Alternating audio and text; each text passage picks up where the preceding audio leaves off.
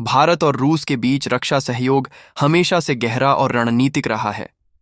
MiG-21 से लेकर BrahMos missile तक भारत की सैन्य क्षमता में रूस की तकनीक की महत्वपूर्ण भूमिका रही है। अब यह साझेदारी एक और क्रांतिकारी कदम की ओर बढ़ रही है।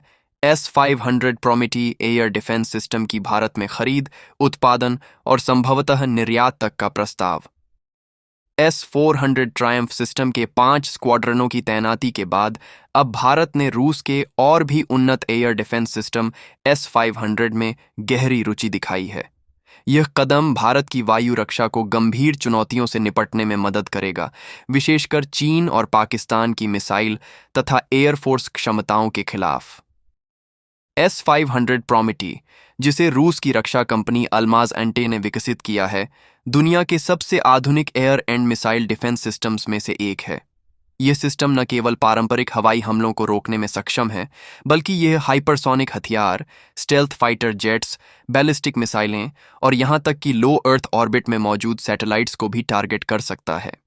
इसकी एंटी एयरक्राफ्ट रेंज लगभग 600 किलोमीटर तक है, जबकि बैलिस्टिक मिसाइल डिफेंस के लिए इसकी सीमा 500 किलोमीटर है। S-500 में लगे अत्याधुनिक 91N6E बैटल मैनेजमेंट राडार और 77 T6 इंटरसेप्टर्स इसे बेहद घातक बनाते हैं। इसकी 200 किलोमीटर ऊंचाई तक टारगेट इंटरसेप्ट करने की क्षमता इसे अत्याधुनिक बना देती है।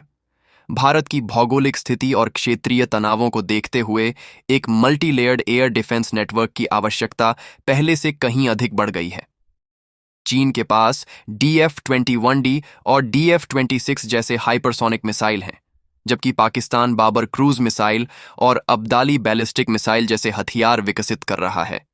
इसी संदर्भ में S-500 की तैनाती भारत के लिए एक सुरक्षा कवच के रूप में कार्य करेगी। यह सिस्टम न केवल संभावित हवाई हमलों को विफल करेगा, बल्कि दुश्मन के सैटेलाइट्स को भी निशाना बना सकता है, जिससे इलेक्ट्रॉनिक वॉरफेयर में भारत को रणनीतिक बढ़त मिलेगी।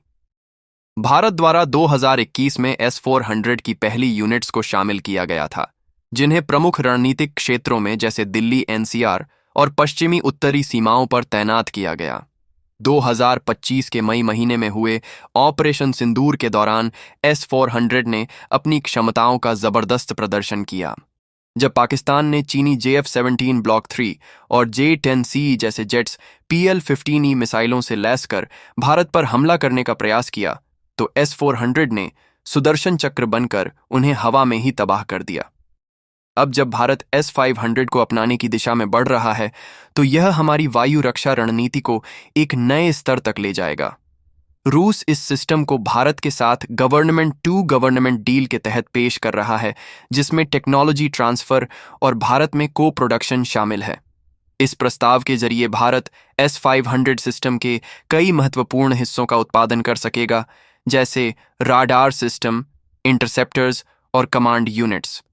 भारत के रक्षा उद्योग को इस डील से तकनीकी दक्षता, रोजगार और निर्यात के नए अवसर मिल सकते हैं। रूस इस समय पश्चिमी प्रतिबंधों के चलते अपने रक्षा उत्पादों को वैश्विक स्तर पर सीधे नहीं बेच पा रहा।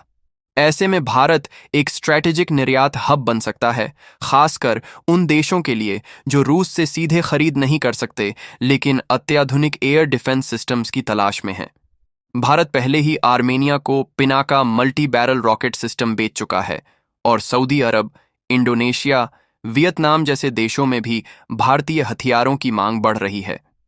ऐसे में S-500 का को प्रोडक्शन भारत को वैश्विक मंच पर नई पहचान दे सकता है।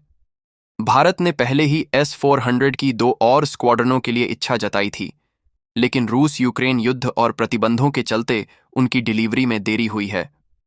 ऐसे में रूस का S-500 का प्रस्ताव न केवल इस कमी को दूर कर सकता है, बल्कि भारत को एक नई रणनीतिक गहराई भी प्रदान करेगा।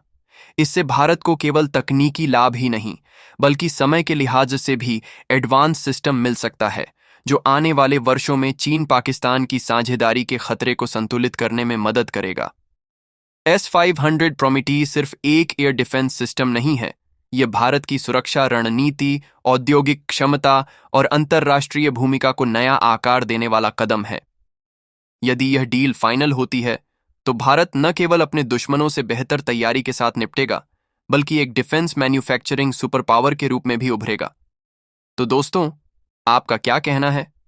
क्या भारत को S-500 डिफेंस सिस्टम को अपनाना चाहिए? क्या यह भारत को वैश्विक स्तर पर रक्षा निर्यातक बना सकता है? अपनी राय नीचे कमेंट बॉक्स में जरूर बताएं। अगर आपको यह जानकारी पूर्ण लगा हो तो वीडियो को लाइक करें, शेयर करें और चैनल को सब्सक्राइब करना ना भूलें। ऐसे ही और वीडियो के लिए जुड़े रहिए हमारे साथ।